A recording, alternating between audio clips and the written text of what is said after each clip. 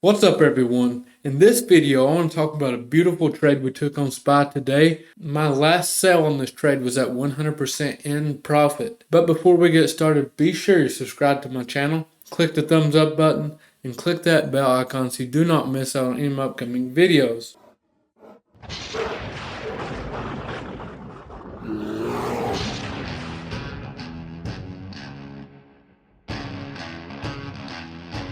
So let's get right to this, okay? If you watch my weekly watch list, you know this was a big zone I was watching, my most recent video, the one before this one. So I seen it was breaking below pre-market on my Instagram live this morning. I said, okay. I said, what I want to see, I want to see this push down. Then I want to see this come back up, retest this 404 area, and that's where I want to take put options.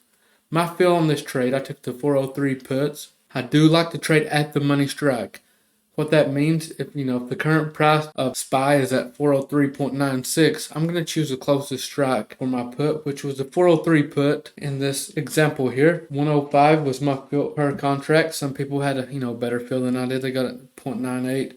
But anyways, we took puts. Beautiful move down. We managed our trade really, really well. Let me show you something else that I really liked about this trade. Let's just take a look here at SPX. Same levels I gave you all yesterday for free in my weekly watch list. But anyways, I said, okay, we're in this short. If you can see this here, we got in this trade here. Our stop loss was, we got in this trade in this area here, but our stop loss was up here above this 4,050. I said, I'm going to keep my stop loss at 4,052 on this SPY trade, because that is a nice resistance on SPX. Everything looked good to me in this trade. Now, let's go back to this SPY trade here. I'm currently completely out of this trade, but the only trade I'm still watching is this 400.23.